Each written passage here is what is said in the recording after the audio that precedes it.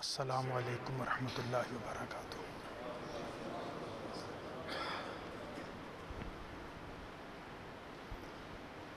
الحمد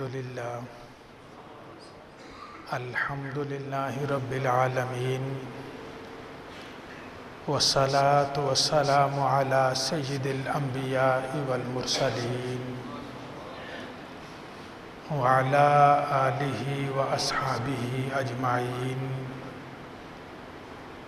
اما بعد فاعوذ باللہ من الشیطان الرجیم، بسم اللہ الرحمن الرحیم۔ قال النبی صلی اللہ علیہ وسلم انما انا قاسم واللہ یعطی۔ صدق رسول اللہ صلی اللہ علیہ وسلم، وقال اللہ تبارک و تعالی فی شان حبیبہ الکریم، ان اللہ وملائکتہ یصلون علی النبی یا ایہا الذین آمنوا صلوا علیہ وسلموا تسلیما۔ اس کائنات میں اللہ وحدہ لا شریک نے جو کمالات اپنے محبوب کو عطا فرمائے،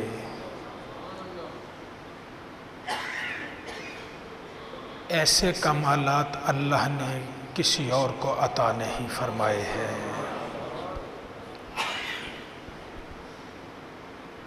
حضور نبی کریم علیہ الصلاۃ والتسلیم، آپ نے خود ارشاد فرمایا، انما انا قاسم واللہ یعطی۔ خزانے اللہ کے ہیں، نعمتیں اللہ وحدہ لا شریک کی ہیں، انہیں تقسیم کرنے والا، انہیں بانٹنے والا، ان نعمتوں کو لٹانے والا اللہ نے میں مجھ مصطفیٰ کو بنا کے بھیجا ہے۔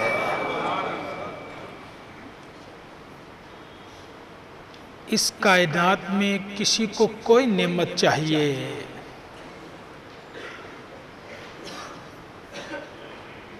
دیتا تو اللہ ہے، عطا فرمانے والی ذات اللہ کی ہے، لیکن وہ نعمت ملتی کہاں سے ہے؟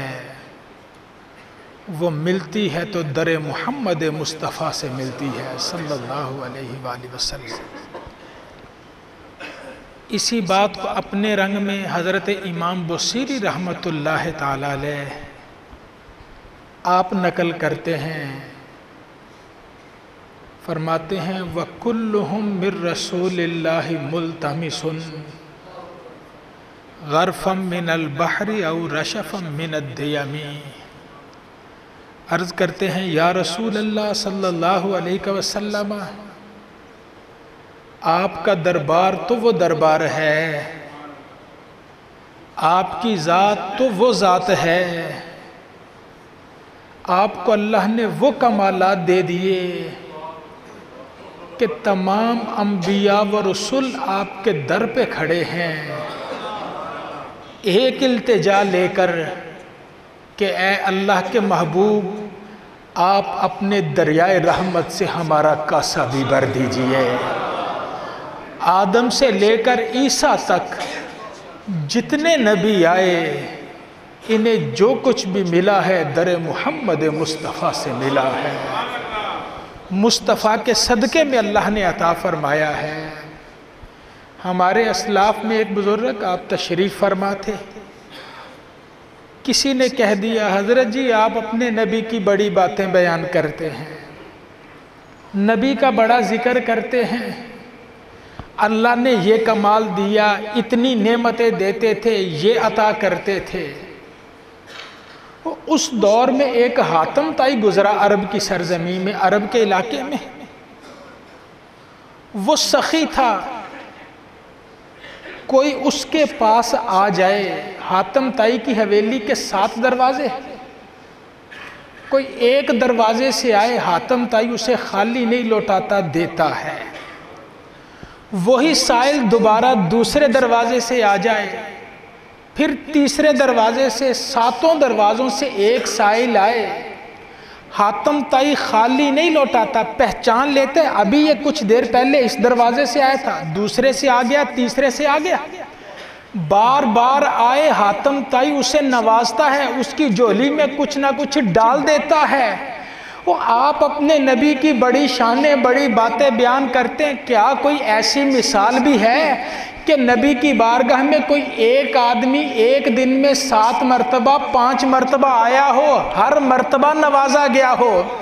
جواب دینے والے مسکرائے، مسکرا کے فرمایا، ارے عقل کے اندھے، تجھے خبر ہی نہیں ہے، یہ وہ بارگاہ ہے، وہ ذات ہے، اور جہاں پہ کوئی ایک مرتبہ آ جائے اسے پھر زندگی بھر مانگنے کی ضرورت نہیں رہتی ہے، اس کی جھولی چھوٹی ہو جاتی ہے، مصطفیٰ کی عطا بڑی نظر آیا کرتی ہے۔ کوئی در پہ جھولی پھیلا کے تو دیکھے صحیح، کوئی مصطفیٰ کے در سے لو لگا کے تو دیکھے صحیح، کوئی نبی کا بن کے تو دیکھے صحیح۔ شاید سوال بعد میں ہوتا ہے، ہاتھ بعد میں پھیلتے ہیں، وہاں سے عطا اور بخشش کا کرم پہلے ہو جایا کرتا ہے۔ اسی لیے تو کہنے والے کہتے ہیں، اس گلی کا گدھا ہوں میں جس میں، اس گلی کا گدھا ہوں میں جس میں مانگتے تاجدار پھرتے ہیں، اور مصطفیٰ کا در انور تو وہ در ہے، یہ تو وہ ذات ہے، اپنے وجود کا کوئی مالک نہ ہو، اپنے آپ کا کوئی 2 ٹکے میں خریدنے کو تیار نہ ہو، اور کوئی رنگ کا کالا ہو، غلام ہو، اور بلال حبشی نبی کی بارگاہ میں آ جائے اور نبی اس قدر نواز دیتے ہیں کہ بلال پھر نظر آتا ہے تو ساری کائنات کا امام بن کے نظر آیا کرتا ہے۔ حضرت سیدنا عمر فاروق رضی اللہ تعالیٰ عنہ آپ بلال حبشی کو دیکھ کے کہتے ہیں، اور یہ بلال تو وہ ہے، ہمارے سردار ابو بکر نے ہمارے سردار کو خرید کے آزاد کر دیا ہے، اور بلال تیرے مقدر پہ قربان جائے، اور تو نبی کی بارگاہ میں آیا ہے، عمر بھی تجھے اپنا سردار کہتا ہوا نظر آتا چلا جا رہا۔ آئیے نبی کی بارگاہ سے لو لگا لیجئے، خزانے اللہ کے، نعمتیں اللہ کی، عطا رب فرماتا ہے، لیکن یہ نعمتیں ملتی ہیں تو در محمد مصطفیٰ سے ملا کرتی ہیں۔ غزوہ تبوک کا موقع ہے، حضور نبی کریم علیہ الصلوۃ والتسلیم صحابہ کے ساتھ جنگ کے لیے تشریف لے جا رہے ہیں۔ تبوک کے موقع پر راستے میں کھانے پینے کا سامان ختم ہو گیا پورے لشکر میں۔ صحابہ نے کہا اب سفر آگے کیسے ہوگا، پینے کا پانی بھی نہیں، کھانا بھی ختم ہو گیا۔ آپس میں مشورہ کیا، نبی کریم کی بارگاہ میں حاضر ہوئے، عرض کی یا رسول اللہ اجازت دیجئے ایک اونٹ ذبح کر لیں۔ اونٹ ذبح کریں گے، اس کا گوشت کھانے کے کام آ جائے گا، پیٹ سے کچھ پانی نکل آئے گا اونٹ کے، وہ پانی ہمارے استعمال میں آ جائے گا۔ اللہ کے نبی نے اجازت دی، صحابہ نے قافلہ روکا، ایک اونٹ پکڑا، ذبح کرنے لگے۔ حضرت عمر فاروق نے دیکھا، فرمایا کیا کر رہے ہو؟ جی اونٹ ذبح کر رہے ہیں، کھانا تیار کرنے لگے۔ فرمایا ٹھہرو۔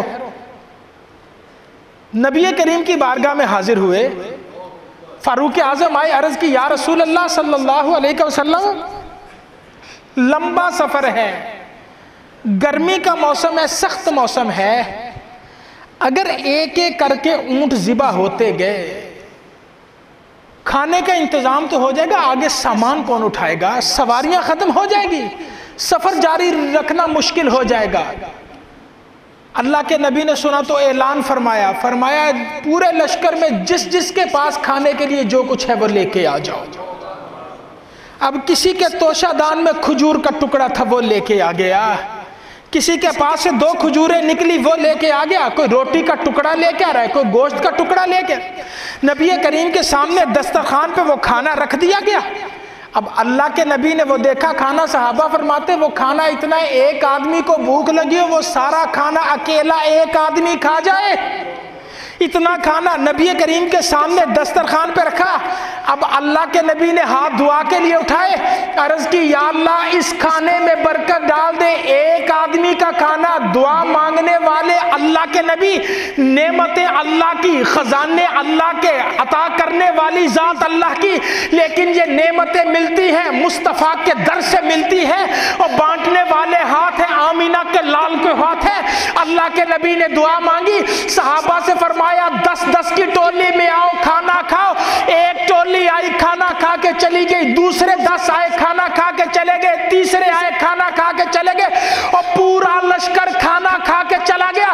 اللہ کے نبی نے فرمایا ایسے نہیں, اب آگے لمبا سفر ہے, اپنے اپنے برتن لے آؤ اور راستے کا سامان بھی تیار کر لو. اور صحابہ پورے لشکر کا زادے راہ تیار کر لیتے ہیں, اور وہ ایک آدمی کا کھانا ویسے کا ویسے نظر آتا چلا جا رہا ہے. اسی لیے تو ہمارے بزرگ ہمیں سبق دے گئے کہ میں تو مالک ہی کہوں گا کہ ہوں مالک کے حبیب, میں تو مالک ہی کہوں گا کہ ہوں مالک کے حبیب. یعنی محبوب و محب میں نہیں میرا تیرا, عطا کرنے والی ذات اللہ کی ہے, دینے والے ہاتھ ہیں تو آمینہ کے لال کے ہاتھ نظر آ رہے ہیں.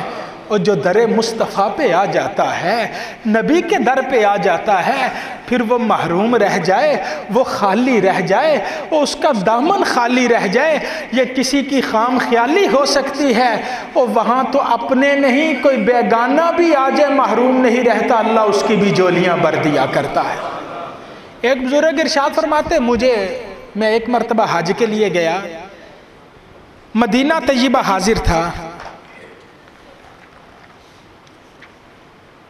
کھانے کا سامان ختم ہو گیا, پیسے بھی نہیں ہیں پاس.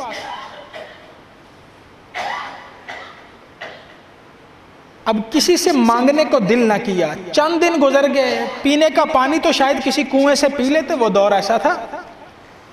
کھانا میرے پاس نہیں ہے.